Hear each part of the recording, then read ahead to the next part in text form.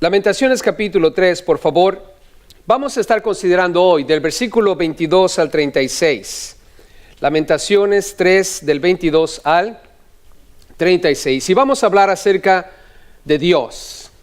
¿A cuánto les gusta el tema de Dios? Vamos a aprender hoy que Dios es grande en misericordia. ¿Dios es grande en qué, hermanos? Misericordia. La misericordia del Señor es grande. Y quiero solamente enfatizar algunos puntos en lo que vamos a estar leyendo. Y cuando hablamos de su misericordia, ¿saben? Tres asuntos aquí. Cada vez que tú pienses en la misericordia de Dios, en su misericordia, Él es fiel. ¿Qué es, hermanos? Fiel. Recuerda eso, por favor. Él es fiel. En segundo lugar, en su misericordia, Él es bueno. Él es bueno. Fiel, bueno. Y por último, nos vamos a dar cuenta que en su misericordia, Él es seguridad. Seguridad. Fiel, bueno y seguridad. Todos nosotros necesitamos esos tres ingredientes, hermanos. Por eso es que cuando hablamos de la misericordia de Dios, puedes contar con ello. Necesitamos a un Dios fiel. Necesitamos a un Dios bueno. Y necesitamos a un Dios que nos va a dar seguridad. Y esto está escrito en lo que vamos a leer y es fácil de analizarlo si ponemos atención en el texto. Vean conmigo en el versículo 22, por favor. Vamos a hablar acerca de la fidelidad de Dios. Él es fiel. Y lo sabemos porque Él es misericordioso. Dice ahí, por la misericordia de Jehová no hemos sido consumidos o terminados. Y cuando hablamos de terminados, recuerden en el contexto de lo que estamos leyendo y quiero que lo apliquemos a nuestra vida. Dios no quiera, pero el pecado, hermanos, aun como cristianos, puede causarnos grandes estragos, grandes dificultades, tremendos líos. ¿Alguno de nosotros alguna vez, ya siendo cristiano, a causa del pecado ha pasado por tremendos líos? Por una tremenda tormenta, por un increíble remolino, que al punto pensábamos que íbamos a terminar, íbamos a ser destruidos. Quizás no, quizás sí. Cada uno de nosotros tiene su propia vida delante del Señor y lo que necesitamos aprender de esto, hermanos, es que el pueblo de Israel pecó contra Dios. Ellos, a causa de su pecado, están pasando por dificultades. Han quedado presos. Están como esclavos, reos en Babilonia. Y es a causa de su pecado. Pero aquí, nota que dice, por la misericordia de Jehová no hemos sido consumados. O sea que la Biblia nos está mostrando que Dios tiene un carácter, hermanos, que tiene que ver con la misericordia. ¿Lo podemos ver ahí, hermanos? La misericordia de Jehová. Salmo 36. Escucha lo que dice el Salmo 36. Si tienes a bien acompañarme. En el versículo 5. Solo quiero mostrarles cómo es que ese salmo menciona la misericordia del Señor y es una misericordia increíblemente grande. Dice el Salmo 36, versículo 5. Jehová, hasta los cielos llega tu misericordia. ¿Hasta dónde, hermanos? Hasta los cielos. Y luego dice, y tu fidelidad alcanza hasta las nubes. Vean abajito el versículo 7. Cuán preciosa, oh Dios, es tu ¿qué? Tu misericordia. Por eso los hijos de los hombres se amparan bajo la sombra de tus alas. Y ese versículo, hermanos, debería estar subrayado. Debería estar marcado. El Salmo 36, versículo 7. Cada vez que te sientas en un momento de desafíos, de líos, de situaciones difíciles, recuerda que la misericordia de Dios es grande. Su fidelidad llega hasta las nubes. Y lo mejor que podemos estar, hermanos, es bajo las alas del Señor.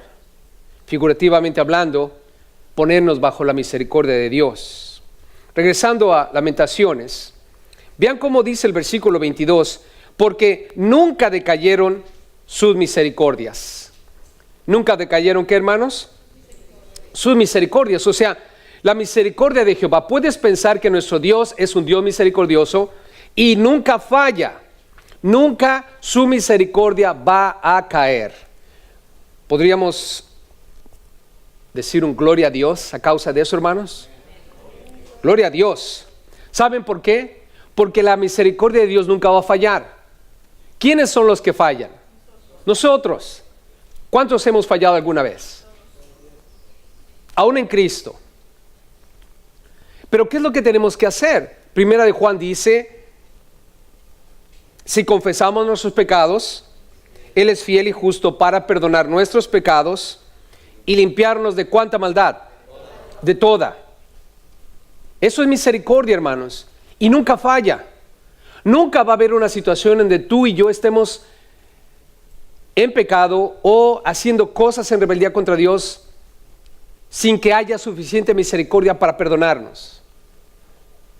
Dios nunca falla, nunca su misericordia va a decaer. Y a Él sea la gloria, hermanos. Por lo tanto, cuando hablamos acerca de nuestro Dios, Él es un Dios de misericordia que nunca falla en su compasión. Él tiene un carácter firme y una compasión increíble. Y ahora vean conmigo, hablando de la fidelidad que siempre acompaña la misericordia de Dios.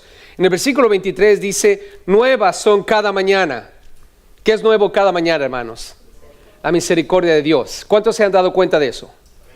Cuando teníamos 10 años, 12, 13, no teníamos la noción de la vida. Pero los que ya pasamos los 25,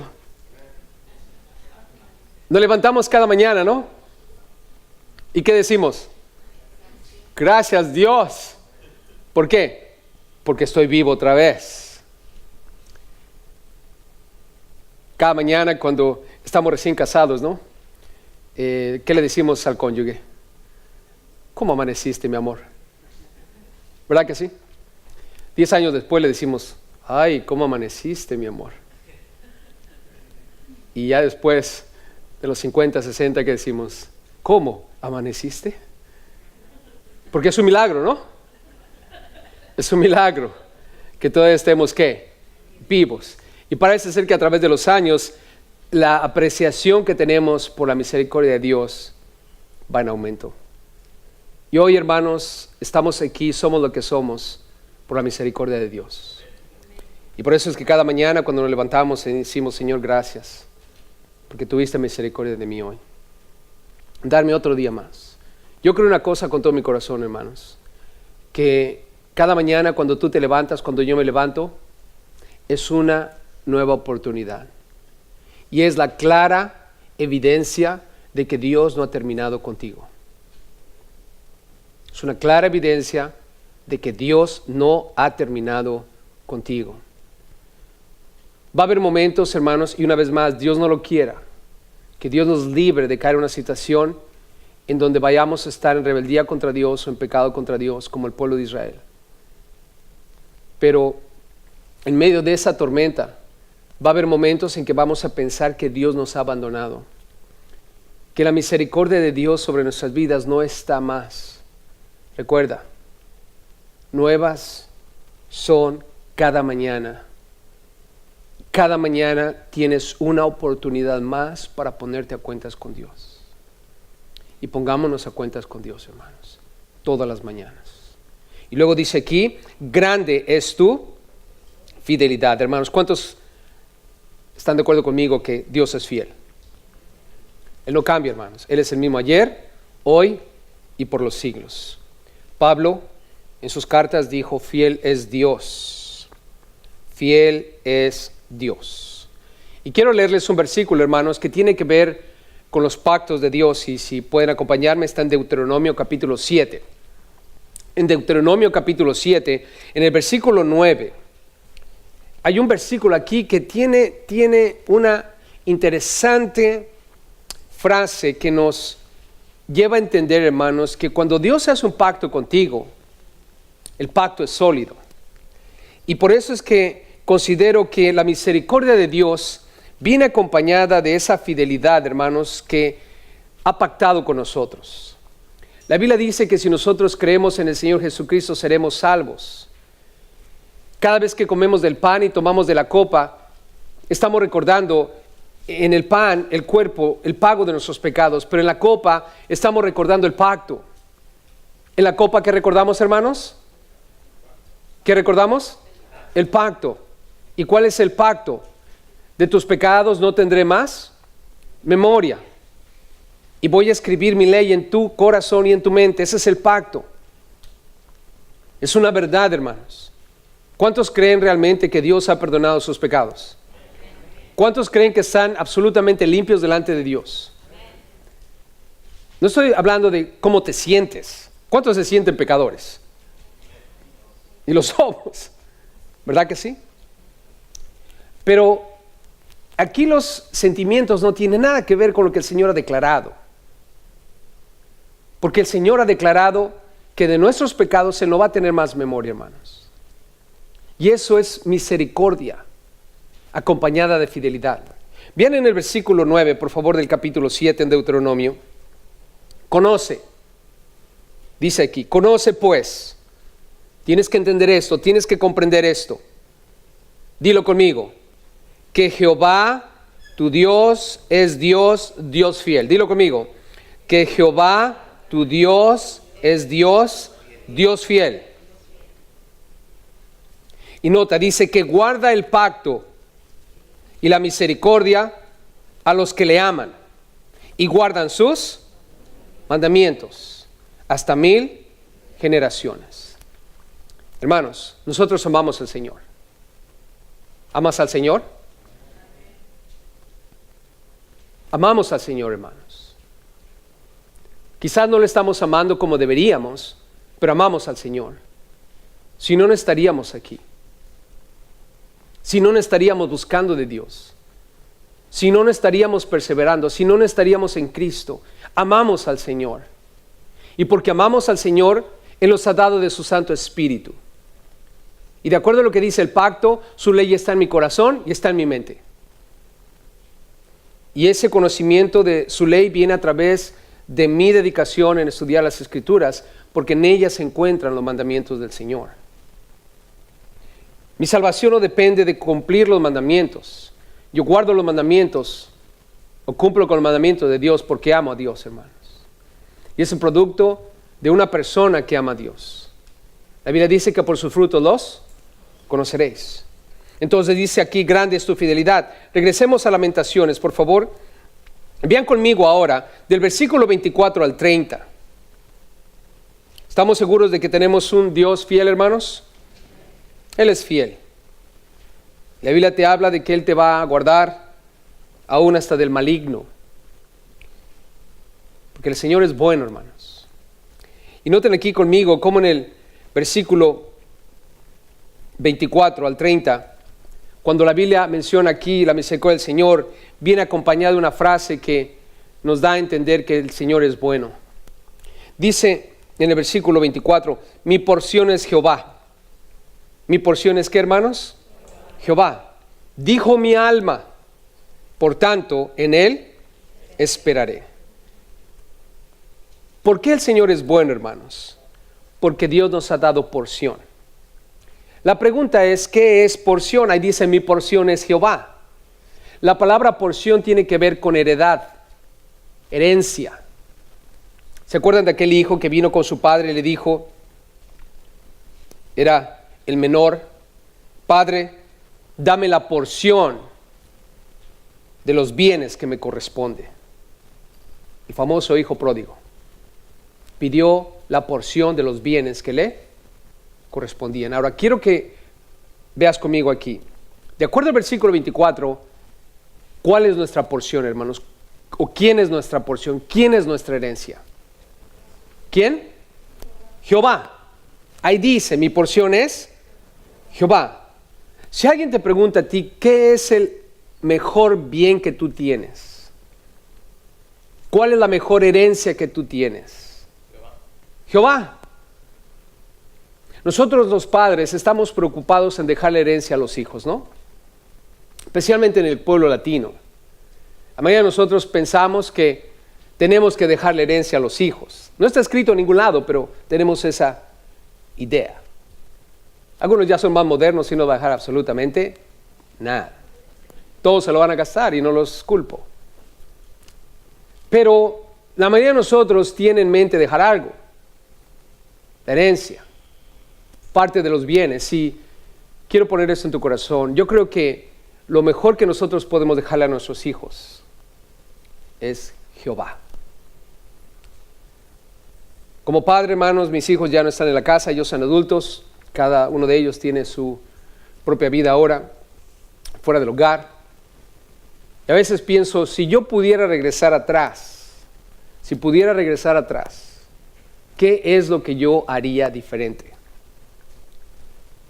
Te voy a decir lo que yo haría. No es ir a sus partidos, no es ir a todos sus conciertos en la escuela, no es estar enfocándome en que ellos tengan una profesión, una carrera o que se hagan ricos en la vida. Si yo tuviera que regresar atrás y volver a comenzar otra vez, yo me enfocaría en una cosa, hermanos, que llegaran a conocer a Dios de una manera personal y a Jesús como su Señor y Salvador. Porque ¿de qué sirve que yo les enseñe a ganar todo en el mundo si al final del día pierden su alma? ¿De qué sirve que yo me hubiese dedicado a hacer riquezas y grandes cosas y propiedades y para darles bienes materiales si al final del día pierden su alma? Otra cosa que quiero vean conmigo aquí cuando dice mi porción es Jehová, dijo mi alma, por tanto en él esperaré. ¿Por qué bueno es el Señor, hermanos, en este sentido? ¿Saben por qué Él es bueno? Porque me enseña una cosa, que de Él viene todo lo necesario. Vean conmigo en el versículo 25. Bueno es Jehová a los que en Él esperan, al alma que le busca. Al alma que le busca. La Biblia dice, no tienes porque no pides. Una vez más, no tienes porque no pides. Tenemos que ser pedinches para Cristo. ¿Tenemos o no tenemos? ¿No tienes porque no pides?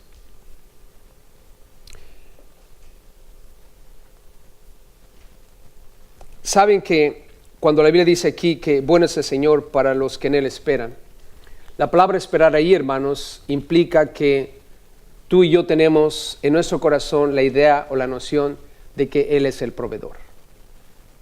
En la casa, por ejemplo, tus hijos están cuando son pequeños y lo único que están haciendo es esperando en papá y en mamá. ¿Para qué? Para que les provean todo. Absolutamente todo. Estaba con mi nieto en la escuela, había una actividad y al final de la actividad había una camioneta de helados. Y entonces anuncian que al final de la actividad la camioneta va a estar allí para todos aquellos que quieran un helado. Y como típico hispano pensé que era gratis, ¿no? Ahora, mi nieto sale corriendo a formarse. No le pregunté si quería o no quería, él fue y se formó. Y ya cuando me acerqué a la camioneta de los helados me di cuenta que eran de A3, de A5. Y entonces estoy pensando ahí, bueno, ¿y quién le dijo a este que se podía formar? ¿Quién le dijo a este que traigo dinero? Porque ya había leído el texto, ¿no? Y estoy ahí sentado viéndolo cómo está formado con sus amigos y estoy pensando por un momento, este está bien quitado la pena y no sabe cómo me gané esos $5 que en este momento se va a gastar allí. Y él está formado llegando al precio, ¿verdad? O sea, al premio más bien, de su espera allí. Y ya cuando está ahí, ¿qué es lo que hizo para obtener el dinero? ¿Qué es lo que hizo? Estiró la mano primero y después dijo, Grandpa, $5. Y dije, ¿por qué no agarraste el de 3? No dije eso, ¿verdad? Pero en mi mente. ¿Por qué? Porque nos hubiera alcanzado para los dos. Nada más traía $5. Pero tuve que darle todo lo que traía. Ahora, ¿acaso no es verdad que nosotros así deberíamos ser con el Señor, hermanos? ¿Cuántos de nosotros tenemos un Padre que está en los cielos, que es rico, abundantemente rico? ¿Sí lo creemos, hermanos? ¿Sí o no? No los veo muy convencidos. ¿Sí o no? Ok, entonces la pregunta viene, ¿cuántos de nosotros estamos buscando al Señor por todo aquello que nosotros necesitamos? Aquí dice, el alma que le busca. Está hablando de tu persona, está hablando de mi persona. El alma que le busca va a encontrar algo bueno del Señor. Y quiero invitarte a que busquemos al Señor. Saben, en una ocasión escuché y quiero dejar esto en el corazón. ¿Conocen ustedes a Steve Harvey? Es un morenito que tiene un show, es un negrito. Steve Harvey. Si no lo conocen, está bien, para que no vayan a andar buscando en Google, viendo el tiempo en el YouTube. Pero una vez lo escuché decir lo siguiente que me fascinó. Él profesa creer en Dios y lo he visto en ciertas actividades y siento que es genuino en su fe, aunque a veces se le sale uno que otro disparate. Pero él era homeless, no tenía, ¿verdad?, dónde vivir, vivió en su auto por muchos años, antes de ser famoso y rico como lo es ahora. Y un día estaba pescando en un lago, porque es lo que hacía para poder comer. Iba a los lagos y pescaba, pero a veces entraba a lagos que eran privados y siempre lo corrían. Y un día estaba bien frustrado y se metió a su auto y empezó a orar y dijo, Señor, ayúdame, yo quiero tener una casa con un lago privado, pero mío, para que nadie me corra cuando vaya a pescar para comer mis pescados. Y empezó a orar y empezó a clamar a Dios. Y dice que un día estaba orando y empezando a buscar esa oportunidad que el Señor tenía para él. Y dice que un día empezó a pensar, bueno, ¿cuántos acres habrá en la tierra? Y fue, investigó y dijo que había 36 billones de acres. Y luego dijo, bueno, ¿y cuánta gente hay en la tierra? Y dijo, hay 6 billones de gente. Eso cuando hizo la división, a cada persona en la tierra le tocan 6 acres. ¿Cuántos ya tienen sus 6 acres?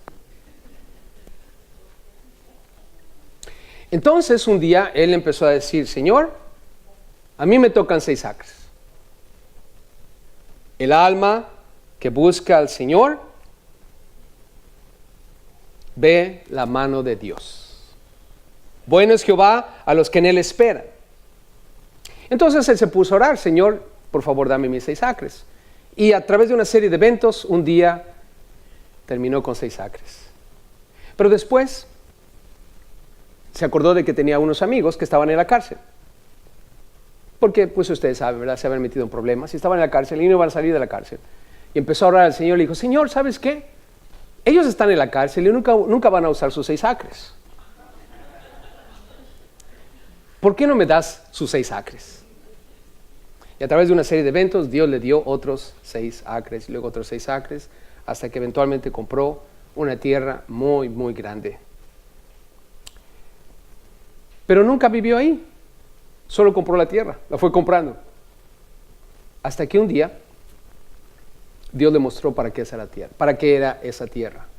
Steve Harvey, lo que él hace hoy, cada año lleva esa tierra que compró cuando estaba orando, clamando a Dios, a todos los hijos de madres solteras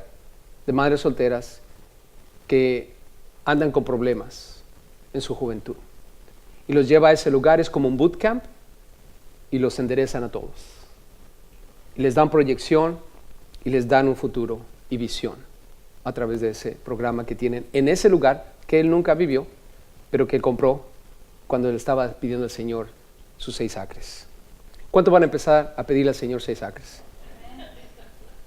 Bien, gloria a Dios. Ahí cuando los tengan me dicen. Ahora, no estoy diciendo que, ¿verdad?, Dios te va a dar 6 acres. Lo que estoy diciendo es, cuando tú pones tu fe en Dios, Dios te puede dar 6 acres.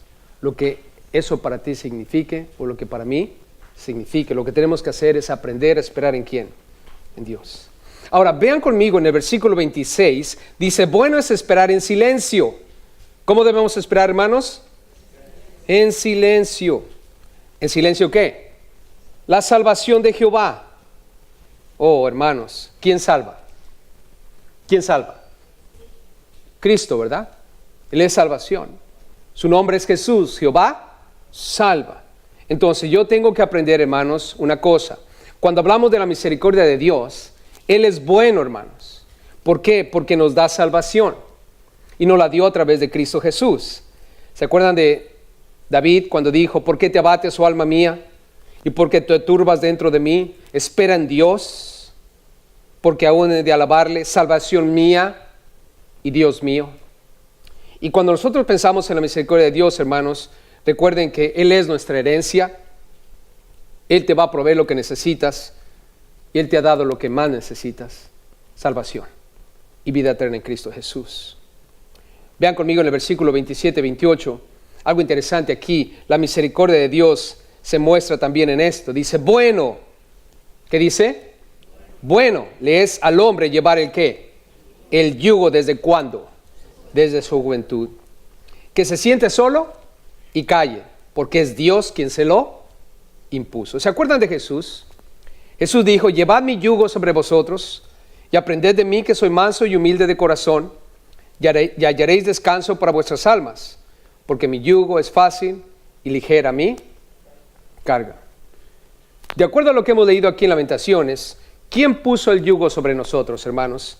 Ahí en el versículo 28. Dios. Dios es quien se lo impuso, y dice ahí, desde la juventud. ¿Saben que cuando hablamos de yugo, ustedes saben lo que es una yunta, ¿no? Son los dos animales que tienen el yugo encima y los dos sirven para labrar la tierra. Para entrenar al joven lo pones con un viejo, al toro viejo que ya está entrenado en cómo funciona la yunta, cómo manejar el yugo. Ponen al toro joven a su lado para que el viejo le enseñe. Y la mayoría de las veces quien lleva la carga no es el joven, sino el viejo. Es la idea detrás de esto, hermanos. Cuando Jesús dijo, llevad mi yugo sobre vosotros, es una asociación, es una yunta entre nosotros y Jesús. Pero ¿quién de los dos es el viejo? ¿El Señor o nosotros? El Señor. Y cuando hablo de viejo, estoy hablando de el que está experimentado. La Biblia dice que fue un varón de dolores, experimentado ¿en qué? En quebranto. Él vivió como nosotros vivimos aquí en la tierra. Él participó de nuestras debilidades, Él participó de nuestras tentaciones, pero sin pecado.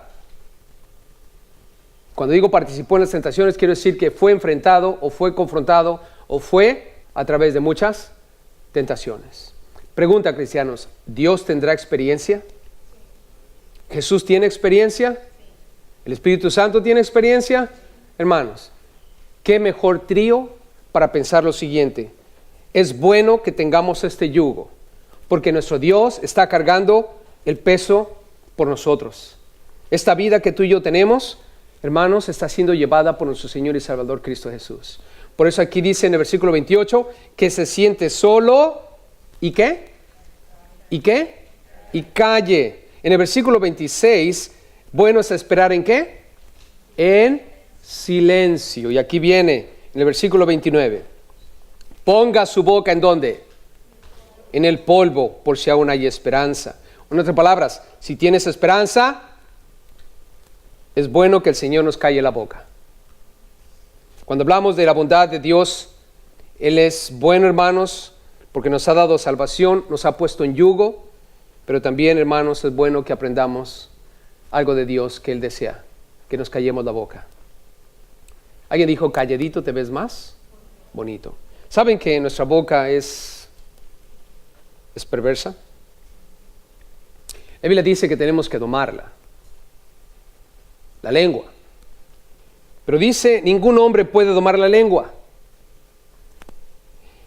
que es un mal que no puede ser refrenado, llena de veneno mortal. Nuestra lengua, hermanos, dice la Biblia que está llena de veneno mortal. Y tenemos que entender algo de la misericordia de Dios. Cuando hablamos de la misericordia de Dios, hermanos, Él nos ha salvado. Él es nuestro proveedor. Él es quien nos ha puesto el yugo. Él es quien va a llevar la carga. Por lo tanto, tenemos que callarnos la boca y dejar de estarnos quejando todo el tiempo. Dejar de estar diciendo cosas que no van con lo que la palabra de Dios dice. especialmente cuando estamos pasando por dificultades. ¿Se han dado cuenta, hermanos, de que siempre que estamos pasando por dificultades nos quejamos más delante de Dios? ¿Por qué me está pasando esto? Porque yo soy bueno, no he hecho nada malo y sin embargo me está pasando todas estas cosas. Y la boca empieza a hablar. Y la boca, hermanos, es algo que necesitamos poner bajo la dirección del Señor, porque es una boca, hermanos, que destruye. La Biblia dice, está llena de veneno mortal. Con ella bendecimos al Dios y Padre, y con ella maldecimos a los hombres que están hechos a la semejanza de Dios. De una misma boca proceden bendición y maldición. Hermanos míos, esto no debe ser así. ¿Se ha fijado que nosotros como cristianos a veces con la boca que tenemos maldecimos y también bendecimos? Hermanos, por favor, cuidemos nuestras palabras. Porque el Señor nos está diciendo aquí, yo soy bueno en mi misericordia, pero en mi bondad te pido una cosa, cállate. Pon tu boca en el polvo. ¿Alguna vez te han dado ganas de ponerle la boca a alguien en el polvo? A veces dan ganas de agarrar un puño de pinole. ¿Conocen el pinole? Y cuando alguien empieza a hablar tonterías, empieza a hablar cosas que dices, ¿por qué no te callas la boca? Dan ganas de abrirle la boca y aventar el pinole adentro. ¿Verdad que sí, hermanos? Perdón, me estoy siendo un poquito agresivo aquí, pero a veces, hermanos, no entiendo cómo es posible que nosotros, que estamos en Cristo y que somos personas maduras, decimos cosas que hieren a los demás, que golpean a los demás. Especialmente cuando empezamos a hablar en contra de Dios. Y con nuestras bocas, con nuestra palabra, hermanos, destruimos a la gente. Por eso la gente no quiere juntarse contigo, la gente no quiere estar contigo, porque no te callas la boca, dices cosas insensatas. Como la mujer de Job. ¿Se acuerdan de ella? Muchos se preguntan por qué no se murió junto con los hijos. Era una mujer insensata, hermanos. Era una mujer que no tenía ni la menor idea de lo que estaba pasando, no tenía la madurez de su esposo. Y en la práctica, obviamente, funciona en ambos lados. No quiere decir que las mujeres son malas y los hombres son buenos. No es eso, hermanos. Solamente que así ocurrió en esa historia. Tanto en el hombre puede haber insensatez como en la mujer, y así como en la mujer. ¿Se acuerdan de Nabal, el esposo de Abigail? Esa mujer era sabia, y el Nabal era un bueno para nada, un insensato, que si no hubiera sido por su mujer hubiera estado muerto. David lo hubiera matado, lo hubiera hecho pedazos. Y sin embargo, hermanos, la mujer de Job dijo, aún retienes tu integridad, maldice a Dios y muérete. ¿Qué clase de palabras son esas, hermanos? Para una mujer que está en un hogar que busca de Dios, porque Job era justo, hermanos. Era un cristiano ejemplar. Por lo tanto, esa mujer estaba en una casa ejemplar. Él se levantaba para pedir por sus hijos, intercedía por ellos, él quería asegurarse que fueran salvos. Sin embargo, la clase de boca que tenía, que no era nada bueno, hermanos. Que Dios espiritualmente ponga pinol en nuestras bocas, hermanos, a cada uno de nosotros, para que podamos estar en silencio esperando la bondad y misericordia de Dios que todos necesitamos. Vean conmigo en el versículo 30, otra cosa que nos muestra la misericordia de Dios y tenemos que entenderlo. Bueno es Dios, hermanos, cuando nos permite sufrir. Dice en el 30, de la mejilla al que le hiere y sea colmado de afrentas. Dios le está pidiendo al pueblo de Israel que pongan la otra mejilla. Ellos están sufriendo, hermanos. Y sin embargo, Dios les dice, participen del sufrimiento. ¿Eso es bueno de parte de Dios? Sí, hermanos. ¿Será bueno el sufrimiento? Sí. ¿Por qué? Porque después que salimos del sufrimiento, salimos como el oro puro, hermanos. Y quiero pedirles que consideren eso. La misericordia de Dios nos muestra que Él es bueno porque nos permite el sufrimiento. El sufrimiento es algo bueno para nosotros. Veamos del versículo 31 al 36. La misericordia nos enseña algo, hermanos, que el Señor es seguridad. Nota en el 31, dice, porque el Señor no desecha para siempre. No desecha para siempre. Hermanos, Dios no tiene en mente deshacerse de nosotros. ¿Estamos de acuerdo? ¿Crees que Él quiere deshacerte de ti? ¿Quiere deshacerse de mí?